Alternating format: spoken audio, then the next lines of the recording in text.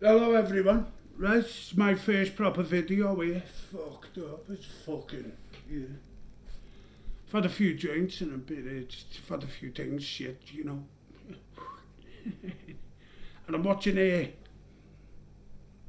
Wartime Stories with Luke. He does the narrating, Shaw's team. Ex-military American, he's a Marine, 9 years.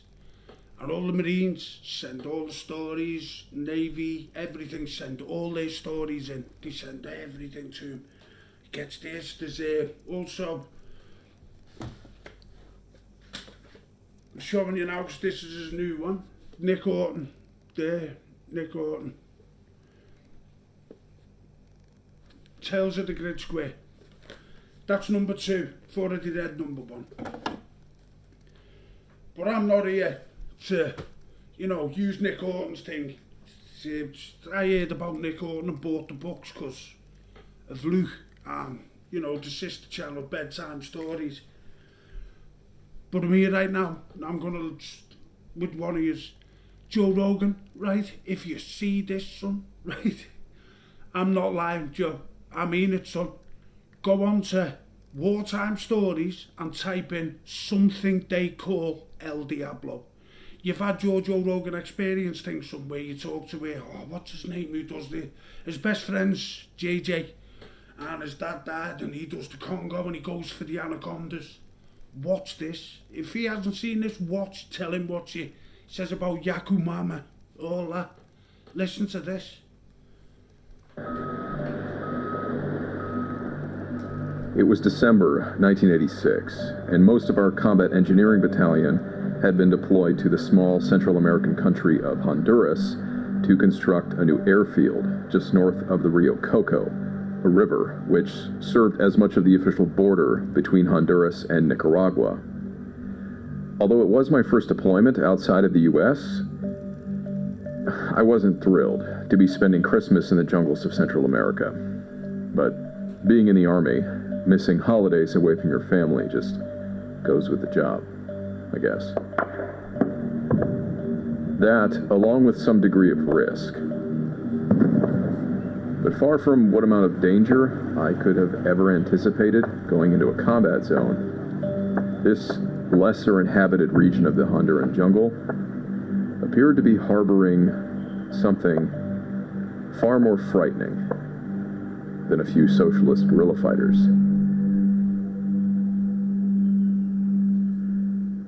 The truth is, this is not a story I'm very excited to share with you. Because not only was it a terrifying experience, the way my command treated me afterwards is somewhat embarrassing. My name is Robert. I'm a U.S. Army veteran, and this is my story of an encounter I had with something they called El Diablo. Now if you go to their website, you'll see what he's on about. Go to Wartime Stories. You're just there and what I'm saying. To pass through What you can hear. Go to their site, you'll see the video. stories which defy and fly in the Let's face fast forward of a bit what we here. know. Let me pause it there, fast forward. Let's get a bit in here. Now let's do it because we don't want to, you know, I'm not showing you nothing because this is, Luke and his team have spent a fucking long time doing what they've did for their channel. So I'm not going to show you what it is. If you want to see it, go to their channel. It's called Wartime Stories. Go to their channel. But I'll just let you hear the audio. He counters for both as well. Counters for people who can see and people who can, you know, the deaf. He has all the subtitles on it so deaf people can, you know, watch it and that. It is. So they're going down, here we go. Turn right once we get over this next hill. Arriving to our rendezvous point, we hopped out of the trucks. 3 squad members stayed behind to watch the vehicles, while the remaining 6 of us double-timed it down to the riverbank, which was about a half a mile away. This area wasn't as dense with jungle. Most of it was actually open grassland, so moving quickly through only light tree cover, we made pretty good time. We soon crossed onto a cattle farm and had to navigate across 2 sections of barbed wire fencing before we reached an open field. Like other areas in this region, this field had also been cleared of brush and overgrowth to allow cattle to have grazing opportunity. 100 yards on the other side of the field was the river. We were able to find cover behind some trees, but most of the vegetation had also been cleared away along the riverbank, probably to give the cattle easier access to the water.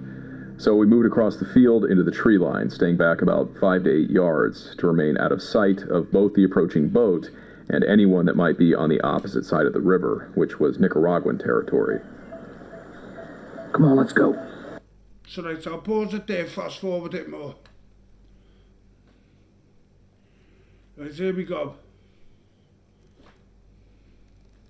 No boat yet. Joe Rogan, I swear to God, see this, lad, watch this, you'll go, what Someday coming your way, in the water. You will go, what the Roger. fucking hell is that? Yeah, I see something. A dark thing? That's it. Is that what they want us to look for? Looks like a log or something. Thought it might be a crocodile. Pretty big for a crocodile. This was in 1980 odd. Too big. The Honduras shit on the Coco. River Coco. Submarine. In the river? Somebody in a Well, it's flying river. upstream. Against the current. Gotta be something. Oye, Paulo. Es cosa negra en el agua. The black thing. ¿Qué Better es? get ready, Paul. I'll say. When this happens. No sé, amigo. Whiskey 4. Actually, Is that I'll show you what- this bit.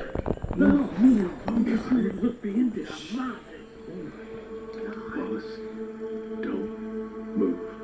Do not open fire. Hey man, no names over the radio. Don't open fire at all. Holy Nobody move. Hell, that thing is fast.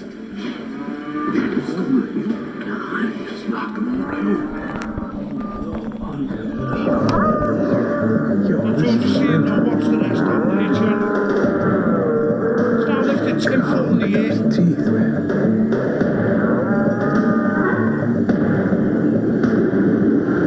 What's it doing? I think it's picking which one it wants. It's picking which one it wants. Jeez, it just crushed it with its head, man. Wallace, no. Do not open fire. God. The entire cow. It's heading back to the water. Everyone stay down. Listen now. Listen to what these soldiers have to say. Luke will tell you. Listen now. Wartime stories will continue right after this. But he'll tell you now, listen. And now, back to the story. That's his thing with his channel. What the hell, man? Well, you were wrong about one thing, Sergeant. Huh? What's that? That sure as hell wasn't a trash bag. Here we go, listen. It all happened very quickly. Once the snake had left the water, it Snake. just darted straight for a group of 4 cattle, rammed right into them with its head. It was so big, it just knocked 3 of them over. Considering how big it was fast. Yakumama. And just as the cattle started to panic, it darted towards the second group and rammed into them as well. And then it lifted its head off the ground, about the height of at least 2 men, maybe 10 to 15 feet. And after seeming to select which of the injured cattle it wanted, it just slammed its massive head down onto it, crushing it. Right, we've got to pause it there, right? As we all know, in the scientific world, as it is, right? As we all know, the boy you fucking, I was on about with saying Joe Rogan and his mate there, right? He's been the floating river, the floating forest. He's jumped on a snake that dragged him into the water. Now we're talking a snake here that grabs, constricts. Now this snake was that big, it knew It knew it didn't have to constrict its prey and kill it. It just slammed its head on its prey. I mean, I guess it was too big. I mean, it didn't need to constrict the animal. It just... We heard the sounds of the cow's body being crushed, like bones snapping. It probably...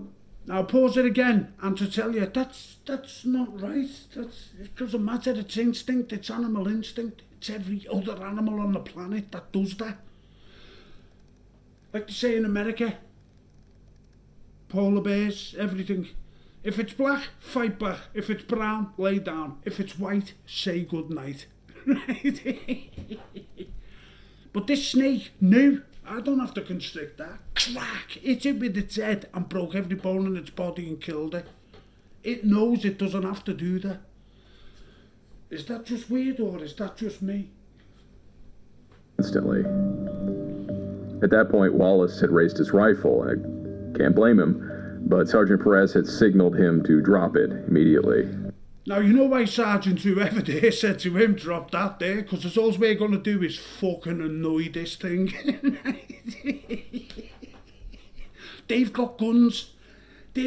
Even this. Fuck that. Do not shoot that. Leave it. Do not shoot that.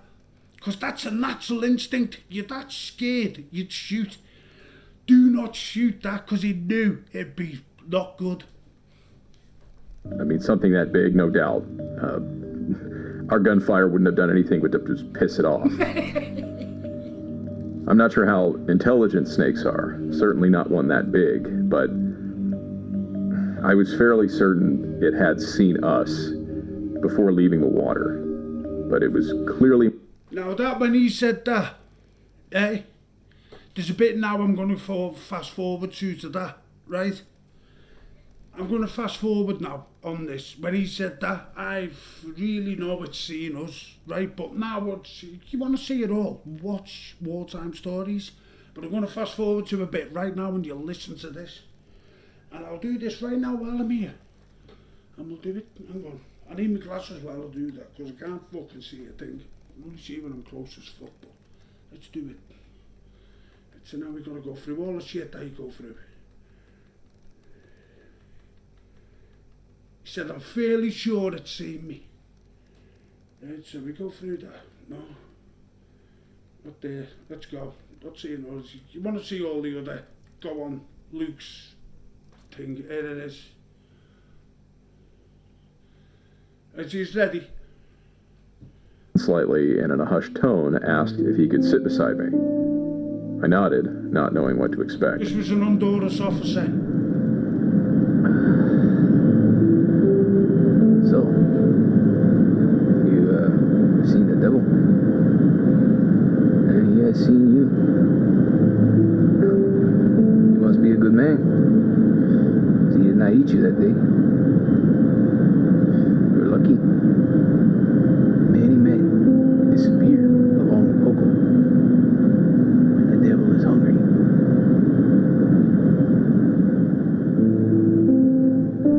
Well, I didn't expect that. Part of me hoped this guy was being serious, but after the less than friendly treatment I'd received at that point, I had my guard up. But then again, I guess I wasn't surprised that people would have heard about the incident and spread it around.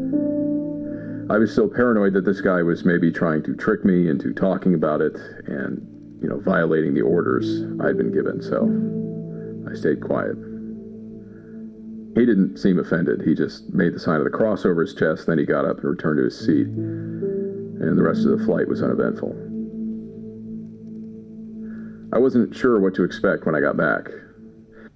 Now pause it there, because the rest of the story, what he went through, where he got all his privileges, right? Because he kept his mouth shut. But that Honduras fella there, come on. That were a test. He was there, he's at the room, he fucking knew, because he's a fucking local. Think about it. He never ate you that day. You must be a good man. Like he said, I know it's seen us. I know it's seen us. And then he says that to him. You must be a good man, he never killed you that day, innit you? Many men disappear on the cocoa, and we'll leave it there. Go to Luke's channel, watch his shit, and fucking watch all his fucking shit. I'm saying shit, because that's how we talk in Scouse, right? But I'm saying good stuff. There's all sorts there. Skinwalkers, pale, fucking Afghanistan, the forests. Go and watch what fucking soldiers have been through around the world. Vietnam, there's all sorts. Go and watch it, peeps. It's fucking awesome. Wartime stories. They've also got a sister channel called Bedtime Stories, which is England. Watch them. And I'll see you later.